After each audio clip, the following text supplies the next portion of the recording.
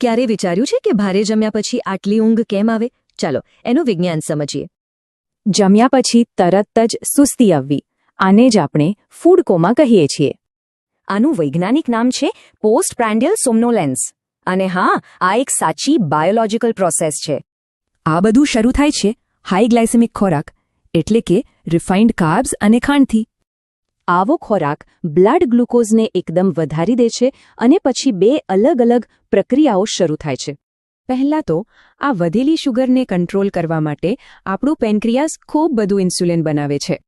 આ ઇન્સ્યુલિન લોહીમાંથી બીજા એમિનો એસિડ્સને હટાવી દે છે અને ટ્રિપ્ટોફેન માટે રસ્તો બનાવે છે. મગજમાં આ ટ્રિપ્ટોફેન પહેલાં સિરોટોનિન અને પછી મેલેટોનિન બને છે, એટલે કે આપણું સ્લીપ હોર્મોન. પણ હજી એક બીજી વસ્તુ પણ થઈ રહી છે.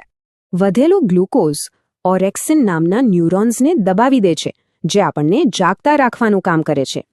અને આ માત્ર થિયરી નથી, એક સ્ટડીમાં આનો સમય પણ માપવામાં આવ્યો છે. સંશોધનમાં જોવા મળ્યું કે વધુ ખાંડવાળું જમ્યાના બરાબર 40 મિનિટ પછી મગજની કાર્યક્ષમતા ઘટી જાય છે. તો સવાલ એ છે કે આને ટાળવા શું કરી શકાય? એક બહુ જ કારગર ઉપાય છે FPC નિયમ, એટલે કે જમવાનો ક્રમ બદલી નાખવો. સૌથી પહેલાં ફાઇબર જેમ કે સલાડ ખાવાથી શુગરનું એબ્ઝોર્પ્શન ધીમું પડી જાય છે. બીજો એક પાવરફુલ ઉપાય છે જમ્યા પછીની થોડી હળવી એક્ટિવિટી. ફક્ત 10 મિનિટ ચાલવાથી પણ મસલ્સ એ ગ્લુકોઝનો ઉપયોગ કરી લે છે અને બ્લડ શુગર કંટ્રોલમાં રહે છે. તો બસ આવા નાના નાના ફેરફાર કરીને પણ મોટો ફરક લાવી શકાય છે.